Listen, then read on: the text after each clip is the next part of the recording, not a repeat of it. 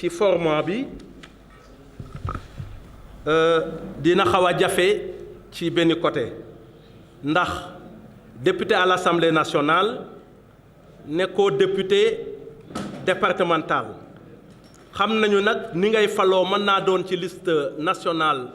ñu koy tuddee liste proportionnelle mbaa nga faloo ci liste départementale mais boo xesee falu rek député Sénégal nga député du peuple nga peuple bi nag mën naa nekk ñu nekk di dund fii ci Sénégal mbaa ñuy dund à l'étranger mais yow en tant que député boo demee ci pencum député ya seeni préoccupation seeni doléance ngay porter di cay def plaidoyer ba ñu mën koo jël en charge ci foofu nag bilan buñ koy def 2012 muy législature bi ba 2017 lu mu ëmb yépp durant 5 ans pour ñu génnee ko en 15 minutes dina jafe mais bilan nag buñ koy wax te nekkul bilan boo xam ne dañu toog waxtaan ba ne lii la ñuy tënk pour génnee ko mais ku nekk sa xalaat la ngay indi ci li nga dund durant 5 ans yi loolu man ngeen naa wute gis-gis ci bilan bi li ma bëgg a wax mooy suñu exercice tey dama koy mën a tudde rek un bilan d'un regard croisé c'est-à-dire ku nekkay wone li nga xalaat li nga dund ci pencam réew ma en tant que député ak li nga mën na tirer ci loolu ay enseignements éventuellement boo mënee def ay recommandations def ko moo tax man sama intervention dama koy articuler ci ñeenti poñ bu njëkk mooy li ma xaw a wax léegi muy introduction préliminaire mën a fàttali pencam réew ma mission yu mu am les missions du Parlement ndax suñu activité mu ngi dugg ci mission Parlement foo ñu fàttali ko ndax léeg-léeg nit yi dañuy def lu ñu tudde ay confusion entre li député bi war a def ci biir assemblée ak li un membre du gouvernement muy exécutif bi lu mu war a def pouvoir yi dañu wuute bu ñu buggee sëf député bi lu ministre bi di def dina waroo moo tax il faut ñu circonscrire les missions xam ñun itam ci biir lan la ñu def ci juróomi at yi ci loolu nag mooy les bilans des activités parlementaires ñu xaw cee xuus ba ngeen mën a xam suñu taxawaay foofu lan la woon ndax ñu ngi jeexal ak jeexale nag ci lu mel nii li ma mën a tuddee les perspectives en termes de recommandation ndax fu ñuy jëmi nga nekk ci penc ma ak bañ faa nekk mën nga ci am xalaatu penc mi pencum réew mi la moo tax Sénégal fii ñun dañu am lu ñu tuddee ñetti pouvoir yoo xam ne loi moo ko fësal muy la constitution loi fondamentale muy le pouvoir exécutif boo xam ne gouvernement bi moo koy doxal ak le pouvoir législatif nga xam ne assemblée nationale ak ñi fa ne muy député yi ñoo koy wéyali ak beneen pouvoir bu ñu tuddee le pouvoir judiciaire xam ne lépp lu mu ëmb ci wàllu yoon ci wàllu sartab yoon ak ci wàllu lu ñu tuddee justice tout court pouvoir yooyu nag bu ñu ci intéressé tey pour ñu mën a def bilan ci fu ñu toogoon muy assemblée nationale mooy le pouvoir législatif boobu nag juróomi at yu nekk Sénégal dafa war a dem ci ay élections ba fii ñu toll ñu ngi ci bii di jeex lu ñu tudde 12e législature boobu nag bu ñu génnee ci élection 2012 yi la taxawee booba Sénégal dafa nekk ci benn contexte dans la sous-région nekk ci benn contexte dans le monde entier contexte boo xam ne de morosité économique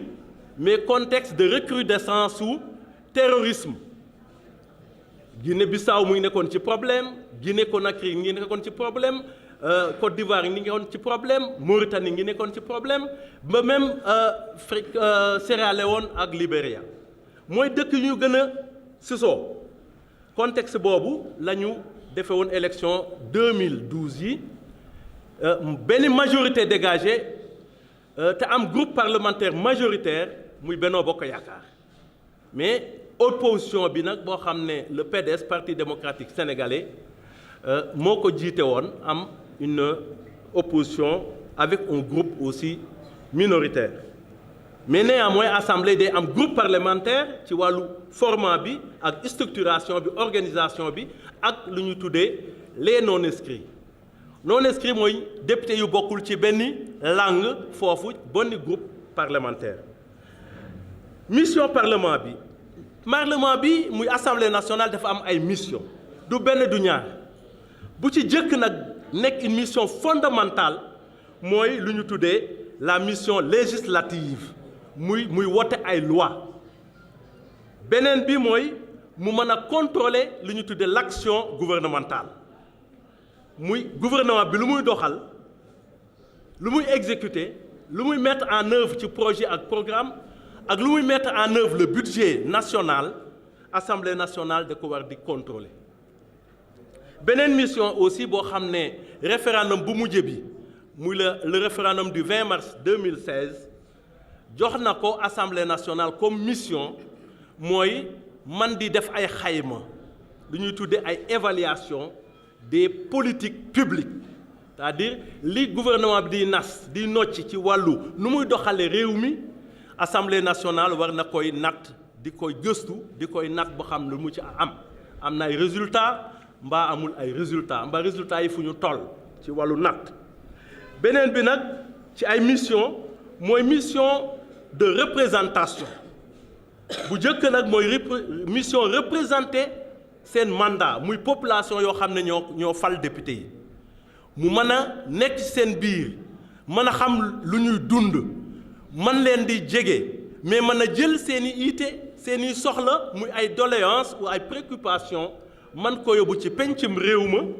man ko défendre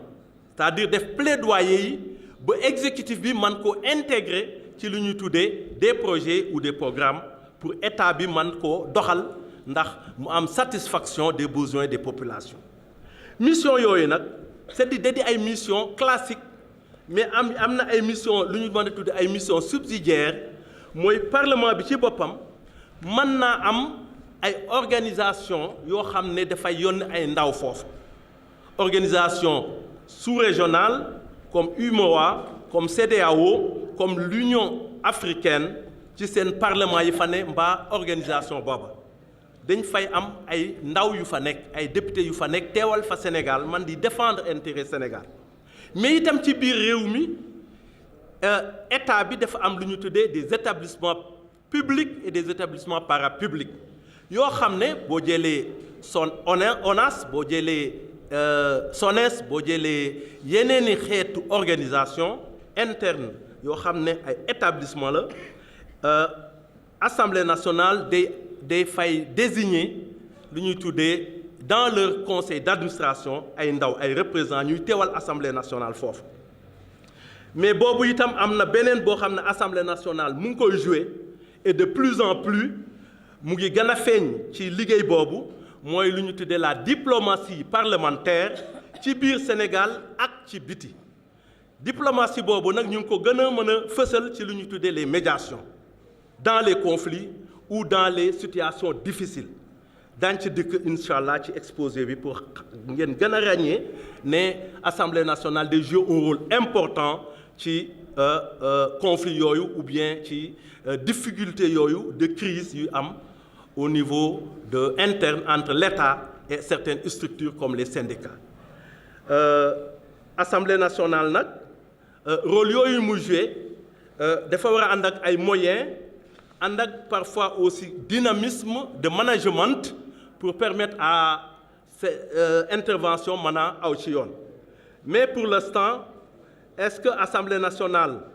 am na loolu am na capacité boobu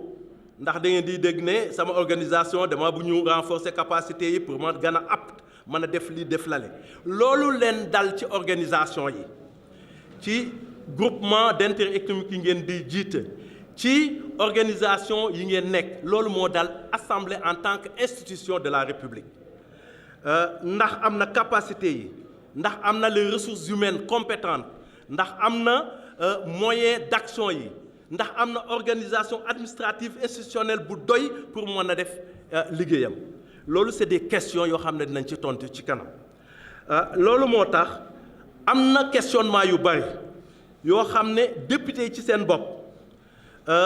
askan gi ci boppam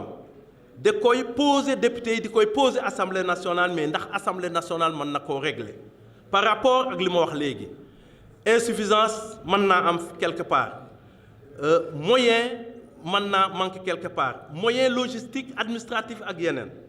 mais loolu yëpp nag 12e législature bi confronté wu na avec des difficultés dans la mise en œuvre ci liggéeyam yëpp daañu gis ne 12e législature bi am na fu mu am succès dinañu gis ne am na fu mu am ay jël daañu gis am na fu mu am des résultats mitigés mais globalement à l'entame de la 12e législature ñu bari ñoo doon wax ay rupture ci wàllu doxalin rupture ci wàllu management global rupture ci wàllu méthodologie rupture ci wàllu li ñuy sant Assemblée nationale mu mën kaa def à la satisfaction du peuple sénégalais mais est-ce que rupture yooyu am na voici la grande question le point d'interrogation dañ ci dugg ba mën a xam ndax rupture yooyu ñu doon prôné à l'entame de la législature ndax am na wala amul duma ci tontu léegi ci fin bi laay tontu damay exposer rek te fin bi ma mën a jël ma position personnelle par rapport au résultat final moo tax ñuy dugg ñuy xuusi lu ñuy tuddee les activités du parlement bi dafa bari activité mais activité boo koy wax muy yëngu-yëngu yu fay am ci wàllu doxalin boo cay dugg da ngay seet ne yan pilier yan structure la Assemblée nationale am pour mën a piloter activité yooyu daañu gis ne député yi ci seen bopp 150 lañu fii ñu toll téeméer ak juróom fukk député yooyu assemblée bi ci boppam mooy voter di orienter la politique parlementaire ci kaw loolu nag daañu ràññee ay structure ci biir en dehors de l'assemblée constituée par les 150 députés muy le président de l'Assemblée nationale moo xam ne en tant que président nekkul président de la comme à l'image du président de la République qui est une institution mais moom dama ko distinguer puisque c'est la personne morale c'est la personne qui doit impulser la dynamique mooy nit koo xam ne au cœur de l'Assemblée nationale moo war a comme wagon ak moteur yi moo war a guider la politique parlementaire mais il y a la conférence des présidents en tant que structure organisationnelle boo xam ne le bureau les membres du bureau dañ cay siéger les présidents de commission dañ cay siéger les présidents de groupe parlementaires dañ cay siéger ak le représentant des non-inscrits dañ cay siéger le bureau de l'Assemblée nationale nga xam ne aussi avec 8 présidents 6 secrétaires élus 2 questeurs ñoom ñoo constitué le bureau de l'Assemblée nationale et le bureau de l'Assemblée nationale les commissions permanentes 11 lañu duma leen citer mais dédié ay structures organisationnelles ñu am doole Assemblée nationale ci pilotage activités yi daañ ci dugg ci kanam les groupes parlementaires muy des groupes politiques organisés selon des sensibilités politiques actuellement l'Assemblée nationale ñaari groupes parlementaires la am ak en dehors des groupes parlementaires y a les non-inscrits ñoo xam ne feete wuñu ci fii ak ci bële ak ñeneen yoo xam ne dañ leen di tuddee les commissions spéciales temporaires mën naa doon des commissions d'enquête ou bien des missions d'information et d'étude am na lu ñu tudde nag foo xam ne dëgg-dëgg ñooñu yëpp dañuy sukkandiku ci une administration parlementaire boo xam ne dafa war a dëgër pour mën en tout cas jàppale comme un appui à toutes ces structures qui doivent fonctionner. Mais en dehors yooyu am na d'autres structures yoo xam ne à côté de ces structures légalement constituées des structures yoo xam ne dañ leen di créer selon la volonté des députés tels que les réseaux parlementaires yoo xam ne dañu spécialisé wu sur des points ou des thématiques yoo xam ne ñoom ci lañ koy jàpp comme réseau population et développement, réseau de lutte contre le vol de bétail, réseau environnement et j'en passe. Mais Assemblée nationale nag en termes d'activité bu ci jëkk et activité fondamentale am mooy vote des lois, des projets de loi. Vote des projets de loi. Vote des projets de loi yooyu daañu jàpp ne ci législature bi en cours au 30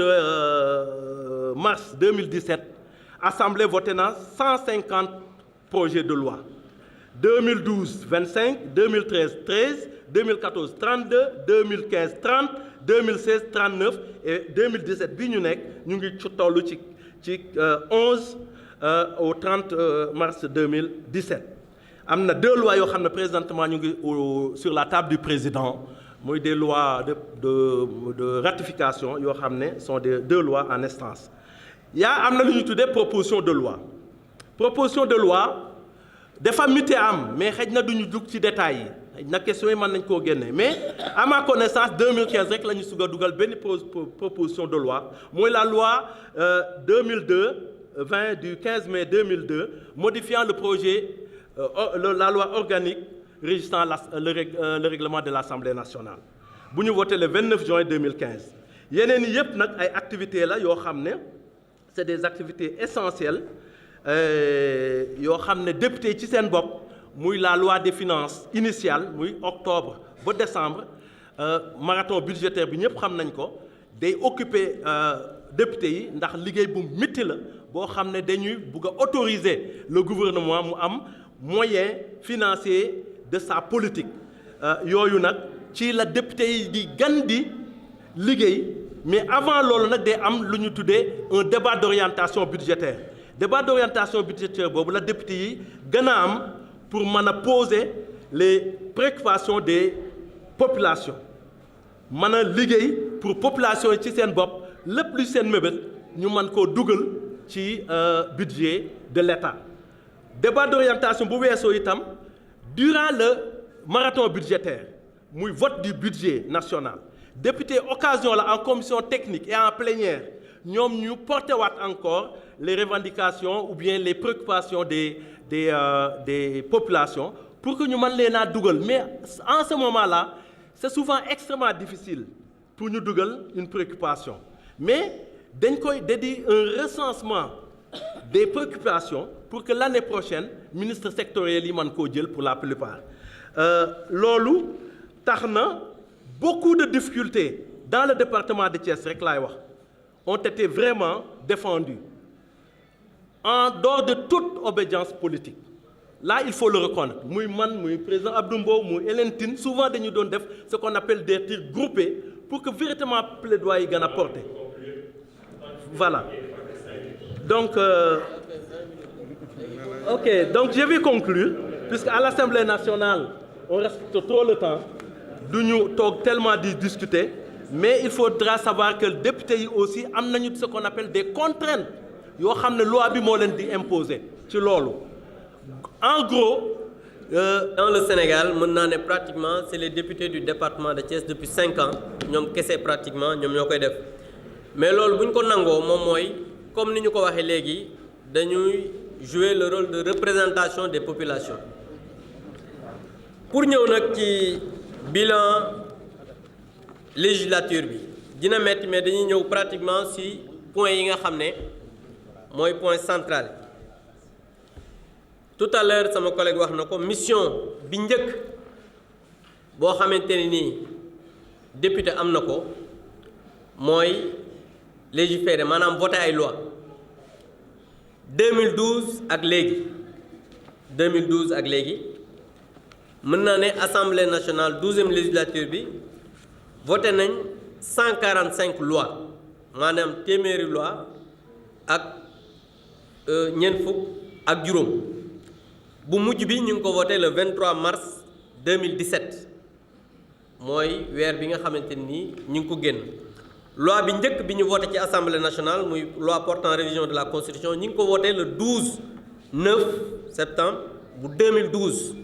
donc 2012 ak léegi muy septembre 2012 ak mars bu 2015 voté nañ 145 lois maanaam téeméeri loi ak ñeent fukk ak juróom donc mën naa ne ci biir loi yooyu peut-être am na loo xamante ni mën nañ ci ñëwaat après lu ci bëri. beneen bi mooy contrôler l'action du gouvernement te jàpp naa ne ci contrôler action du gouvernement bi am na ci lu bëri loo xamante ne nii d'abord day doon loo xam ne dañ koy def assemblée nationale am loo xam ne day doon ci ay lettre maanaam li ñuy woowee question écrite boo xam ne da ngay bind ministre bi mu tontu la walla loo xamante ne nii gouvernement bi day ñëw ñuy laaj ko ci liggéey li muy liggéey muy tontu te ku nekk xam na ne ci législature bi 2012 ci la ñu gis premier ministre bu Sénégal tàmbali di ñëw ci assemblée nationale ñu koy poser ay questions muy répondre loolu mi ngi tàmbali depuis 1960 ci législature bi ñu tàmbali 2012 ak léegi donc loolu nekk na ci li nga xamante ni moom mooy contrôler action gouvernement bi parce que bu ñu ñëwee muy député yi nekk majorité yi nekk opposition ak yi nekk non inscrit dinañu poser ay questions yoo xam ne actualité lay doon pour que mu doon li nga xamante ni gouvernement bi daf ci tontu loolu dafa bokk ci mission bu député contrôle li nga xamante ni moom mooy action gouvernement bi donc loolu mën naa ne am na ay jéego yu am solo yoo xamante ni gouvernement assemblée nationale def na ko ci. beneen bi mooy mission de représentation des populations tout à l'heure sama collègue Jaleen wax na ko am na ay conseil d'administration ak yeneen yoo xamante ni ak ay sur le plan international ak yeneen ay parlements région bi ak sous-région bi yoo xam ne parlement wu Sénégal daf fay yónnee ay député ay ndaw ñu ko fay toogal te bu ñu fa toogee kaddu sénégalais yi lañ fay toogee donc ñooñu aussi ñi ngi def mission de représentation ku ne xam na ne parlement bi ñuy waxee parlement CEDEAO sax ku jugee ci assemblée nationale bu Sénégal muy sunu le président Moustapha Cissé Lo moom moo ko jiite ce qui veut dire que Sénégal am na taxawaay bu dëgër boo xam ne ñi ngi ko am ci représentation régionale yi ak sous-régionale yi am na yeneen parlement africain panafricain ak yeneen yoo xam ne am nañ fa ay toogaay fii ci biir réew mi am na ci ay conseil d'administration yoo xam ne am nañu fa ay toogaay donc loolu mu doon loo xamante ni aussi mission de représentation la ci mission de représentation bi toujours tout à l'heure le président du Forum civil wax na ko ne le coordonnateur ne député bi du député Thiès kese député Sénégal yépp la te mission représentation boobu mi ngi bokk ci ngay xool mébétu askan wi li nga xamante nii am na solo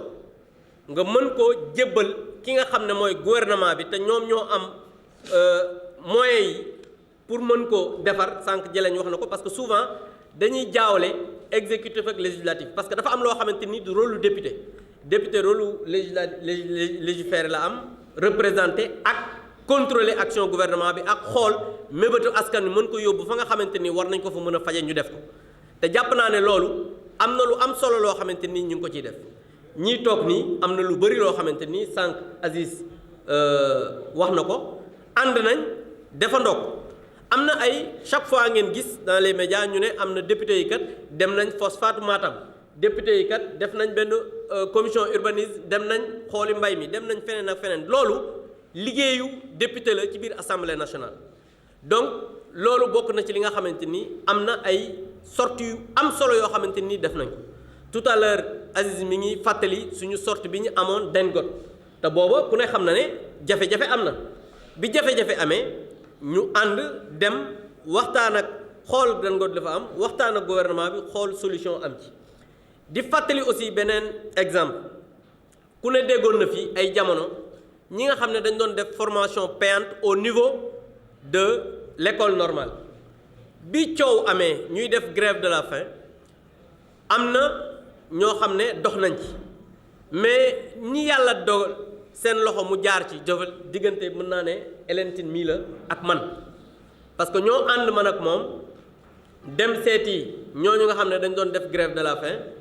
ñu waxtaan ak ñoom bien que gouvernement moo am solution bi jóge ci ñoom dem waxtaan ak le ministre de l'éducation nationale bi ñu paree avant boobu sax ci premier ministre la ñu dem Hélène n'est-ce pas ci premier ministre la ñu dem mu woo ministre de l'éducation nationale ñu ciy dox mu am benn réunion bu ñu am ministère de l'éducation nationale ak son staff ñun ñu ñëw toog di waxtaan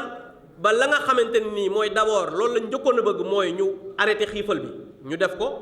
mais aussi ñu intégré ñooñu ci fonction publique am ñu ci jël bi ñu accords yi ñu amoon tey jii ñu ci bari déggoon nañ ne am na ñoo xam ne jël nañ leen ba ñu commencé liggéey loolu c'est vrai que du ñun ñooy jël les décisions mais le rôle du parlementaire moom mooy bu askan wi amee soxla mu dem dox ci ba loolu mën a am saafara bi nga xam ne moom mooy ay problème toujours représentation daaw am na ku ko fi wax honorable député Hélène Tine bi waa Diass yi amee problème en tant que parlementaire jóg na ànd ak yeneen parlementaire dem dox ci man mi personnellement moom moo ma woo rendre ma compte à l'Assemblée ne ma lii ak lii ak lii ak lii parce que je pense que loolu moom mooy le rôle d'un parlementaire donc loolu aussi jàpp naa ne législature bi ak yeneen ay dialogue social yu amoon ay grève yi fa am ak yeneen parce que temps bi may ñu ñuy dugg ci détails yi mais loolu nekk na loo xamante ni Assemblée nationale ñi ngi ci doon dox ñun nag fi ñu dëkkee muy Thiès jàpp naa ne kenn mënut a wax Thiès te waxoo mbiru chemin de fer kenn mënut a wax Thiès te waxoo par exemple li nga xam ne moom mooy problème mu stade bi nga xam ne nit ñi ngi ko doon jooy bu yàgg kenn mënut a wax Thiès te waxoo li nga xamante ni mooy problème mu assainissement kenn mënut a wax Thiès te waxoo li nga xamante ni aussi mooy le problème bi nga xamante ni jeunes yi jànkoonteel nañ ko ak problème mu sécurité yi fi am loolu ñun ñëpp dañ koy gis mu nekk ay problème patent yu fi nekk kenn mënul wax Thiès te waxoo problème mu ndox yi nga xamante ni am na fi amoon na fi bu gën a yokk am na lu ñu ci def mais am na loo xamante ni des na mais en tant que parlementaire am na loo xam ne doxoon nañ ko ci du ñu ci ñëwaat parce que daaw ñëw nañ fi ci problème mu chemin de fer am na loo xamante ni def nañ ko fa bi ñu ci doxee yàlla may nañu ci ndam tey jii am na yeneen yoo xam ne des na ñi ngi ciy dox problème mu ndox bi aussi depuis 2009 gisoon nañ ne Thiès dafa amoon problème mu ndox ñu ciy dox di ci dox ba problème mu Mbour 3 ñu gis amoon na fa forage ba gouvernement bi ñëw kii ko mu am defar forage bi inauguré ko mu am un léger mieux bien que am na problème toujours yu am problème mu ndox ku ne xam na ne aussi problème mu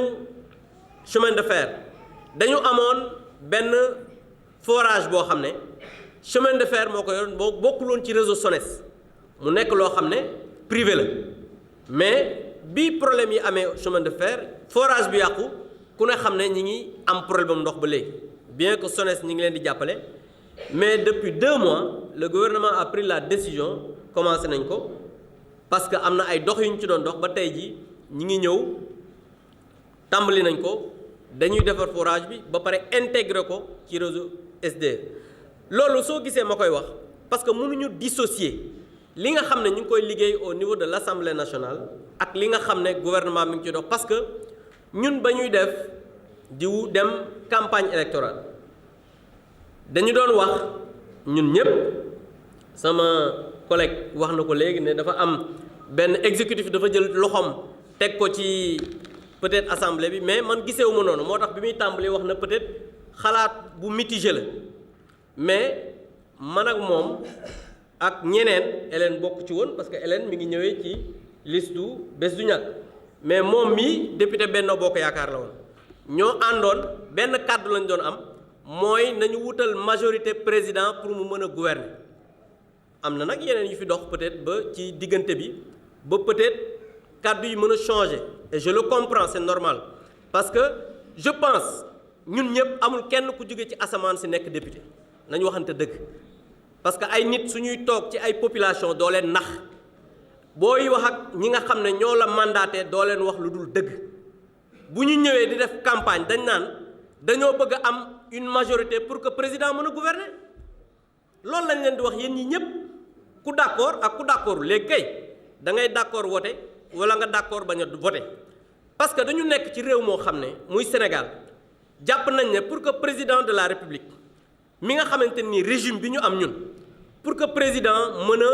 li nga xam ne moom mooy ay réformes mu mën ko indi ay rupture ak liggéey bi nga xamante ni moom la mën a liggéey jàpp nañ ne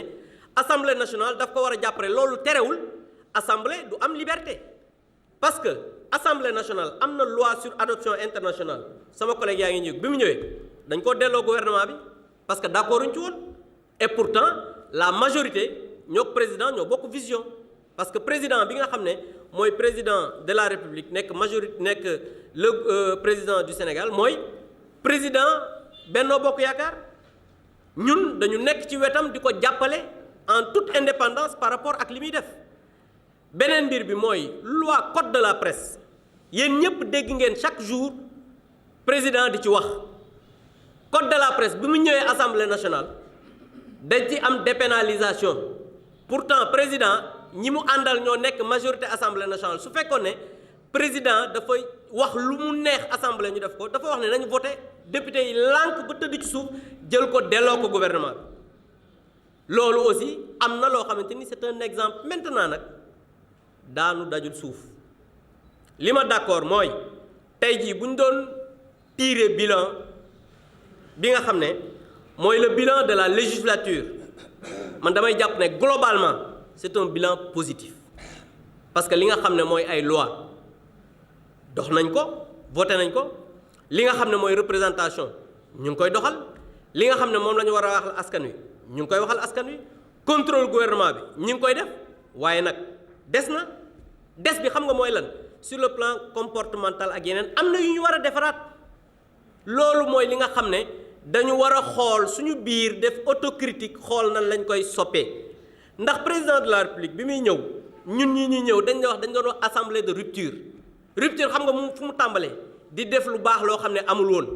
mooy lan premier ministre léegi mi ngi ñëw assemblée nationale même bu fekkee ne régularité bi mën nañ ci wax loolu lu baax la rupture la tey jii am na assemblée nationale ay loi yu mu wote yu am solo yoo xamante nii mën naa ci ñëw tey jii bi ñu ñëwee le deuxième loi bi ñu voté moom mooy le 18/9/2012 bi supprimer Sénat bi parce que ñun ñëpp dañoo waxal ne Sénat bi amul njëriñ ñëpp d'accord ci ak ñun loolu am na solo am na loi boo xamante nii ci affaire justice affaire OFNAC ñun ñoo ko voté affaire déclaration de patrimoine yooyu c'est des mbir la yoo xamante ni yu am solo la maintenant nag booy def un bilan pour man suñ nee la téeméer a ngi nii nga am ci 51 kese laa wax de yu baax dañ naan c'est positif ñu ne nag am na lu des nañu xool nan lañ ko mën a defaraate parce que système boo xam ne depuis 1960 mi ngi fi yéen ngeen ñëw ak seen majorité ak seen parlement ak seen législature da ngeen di xool li nga xamante ni amul woon ngeen gën ko defaraat pour que bu ñeneen ñëwee aussi defal leneen parce que ku wax ne président Macky Sall ak ñi mu àndal dinañ defar Sénégal kocc na koroj yaa ngi nax nit ñi liñ leen war a wax mooy fi mu leen jëlee mooy 2012 fi mu leen jëmee moo ko gën parce que bu ñu xoolee sur le plan des avancées li ñu avancé moo ëpp li nga xamante nii régressé nañ ko donc nañ jàpp ne c'est un bilan positif li ci des nag ñu xool suñu biir nan la ñu koy defaraate pour xool li nga xamante ni nan la ñu mën a avancer toujours dans le cadre de nos travaux am na loo xamante ni nii moo gën a am solo mooy jàpp naa ne jàkkaarloo bi ñu jàkkaarloo nit ñi parce que tout à l'heure ci biir nit ñi dama doon wax tout à l'heure sama collègue yi ne leen en tout cas ci salle bi du ñu fi dóor Hélène du ñu fi dóor Diagne du ñu ma fi dóor li fi am mooy ñëw wax sa xalaat nit ñi poser la question nga tontu leen soo paree ñibbi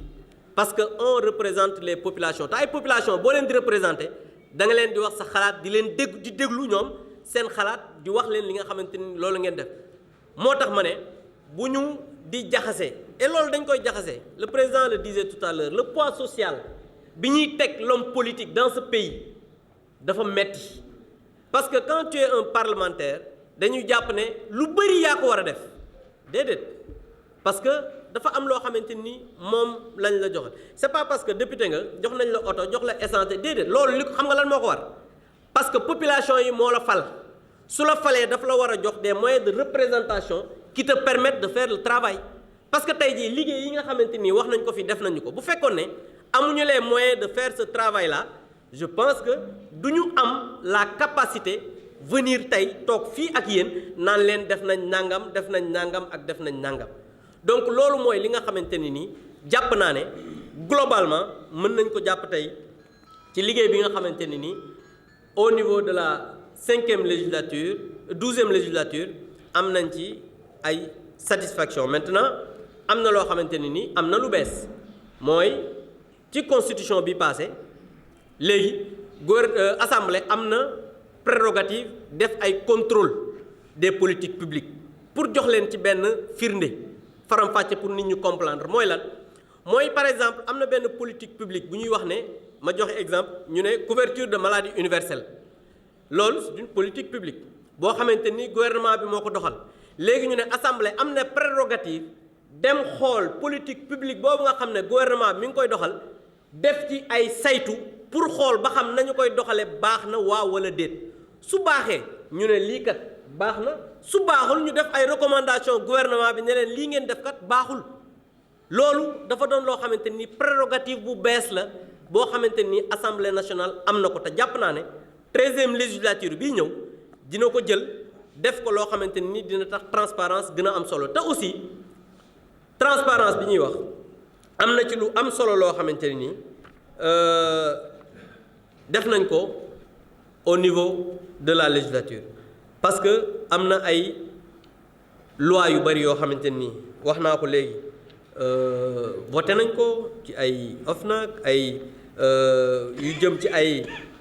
wàllu ay Cour des comptes ci ay affaire OFOR